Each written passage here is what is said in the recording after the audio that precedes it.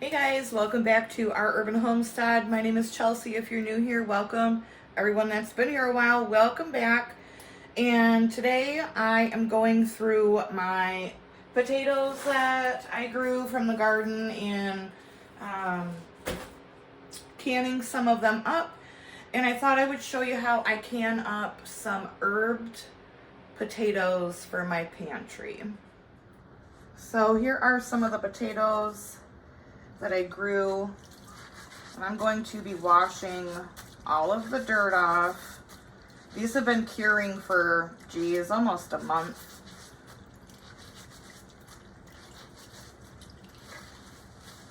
And I'm going to wash these very, very good, or well, pardon that bad English there. I'm going to wash these up well.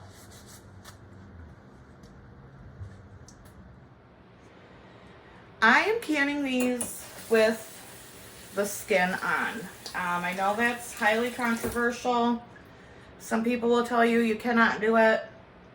I do it every year. But, you know, you do what you're comfortable with doing. But the way that I grow my potatoes, as you can see, like they come very, very, very, very clean. So I've never been worried about the big B word. And no, I ain't talking about what you call a female dog. Because they just come so clean. If you are more comfortable with peeling them, you do you. I'm gonna do me. I'm not judging you. Don't judge me. So there's that. There's my little disclaimer. Yada, yada, yada. Drain and then rinse these one more time. All right, so they've been soaked, rinsed, washed several times. To season these, what I'm going to use is some herbs de Provence. I really wish I had some more Italian seasoning. I don't. That is what I would typically do it with, but I did not make a Italian blend from the garden this year, so I am using what I have. This stuff is amazing though. If you have a Trader Joe's, herbs de Provence is wonderful. So we're gonna do that with a little bit of garlic.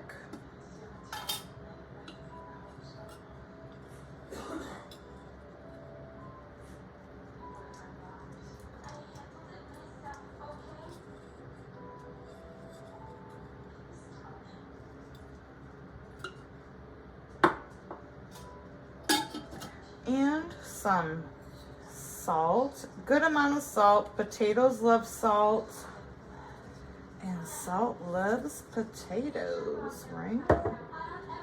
And black pepper.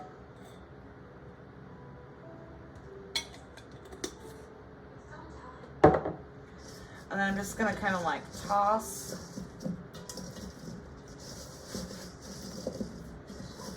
the potatoes just so we get them all covered.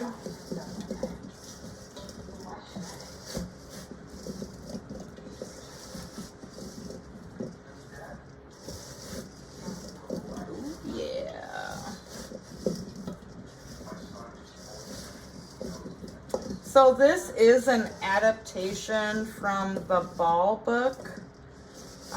Again, this is my own adaptation. I do what I want in my kitchen. You do what you want in your kitchen. All right, all of these potatoes are nicely coated. I'm gonna wash my hands. So this is a cold raw pack method. To each quart jar, I'm gonna add a teaspoon of this chicken bouillon.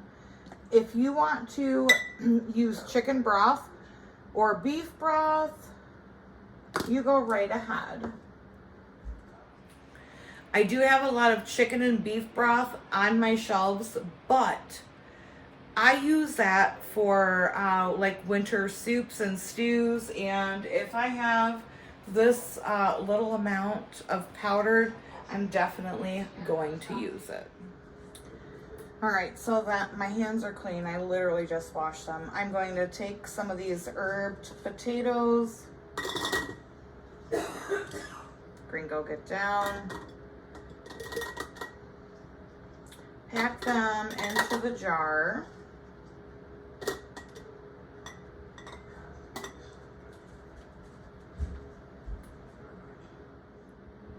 All right, all of the jars are filled with the herbed potatoes with that chicken bullion in the bottom. So now I'm going to fill each of these quarts with cold water up to the 1-inch headspace mark. So to debubble these, what I do is I just kind of like twist the jar.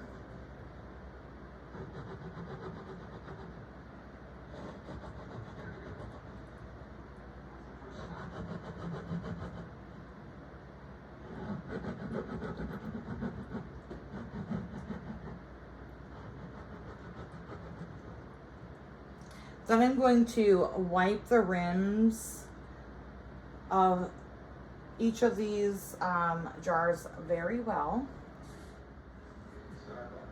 Now that the rims are clean, I am using 4 jars lids. You can always find a link for US and Canada in the description below. And if you use my code Chelsea10, you will save 10% off every purchase, every time. My Australian peeps, I am trying to work on that. I have emailed them several times. So we're gonna put our clean, washed lids on. Gonna do our bands, fingertip tight. So I've got 7 quarts here in my Presto Stovetop canner. Again, cold water, cold everything. Make sure that your seal is good. Your vents and valves are all in good working order. Put your lid on. I do my heat at between medium and medium high to start. That way we don't shock our jars. Make sure that vent is. And then once this vent right here starts spouting a good steady stream of steam, I'm gonna set a timer for 10 minutes. That is the venting process. It's a very important process of canning. I don't care whether you're rebel canning or not rebel canning. Don't skip this step. I hope the camera will show it, but we've got a nice, good, steady stream of steam. So I am going to set my timer for 10 minutes. Now that that 10-minute process or venting process is over, I use a weighted jiggler. I'm gonna pop it on. Do your research on what your pressure per elevation is. For me, it's 11 pounds pressure, so I will wait until this jiggler gives a very vigorous jiggle, and then I will start my process time for 40 minutes for quarts, 35 if you're doing pints. All right, I got a very vigorous rocking motion going on. I'm turning it down to my sweet spot for the process time of 40 minutes. I can't tell you what your sweet spot is, unfortunately. You just have to figure that out, like, as you get canning and as you know what your stove is. For me, it's between medium and medium low to get like a nice little hula motion. I have a lot of videos on that if you're curious or not quite sure. So we're gonna start the timer for 40 minutes. I'll see when they come out. All right, so the canner is done, and I'm gonna let this come down from pressure naturally. All right, so pressure is done. We're at basically 0. Yep. Set a timer, 5 minutes, let it cool. All right, here they are, fresh out the canner, still a bubbling. Boil, boil, toil, and trouble, right? Jars are cloudy because I don't waste vinegar putting it in my canner. You gotta wash your jars anyways, so I'll show you tomorrow morning what they look like after they sit and they cool and I can wash them. Y'all, these are so good. So I hope you enjoyed this video. You guys give these potatoes a try. They're so, so good. I like to air fry them. They're beautiful, so delicious. So thanks for joining me. As always, thanks for being here. Thanks for being you, and abundance and blessings to you all. Bye-bye.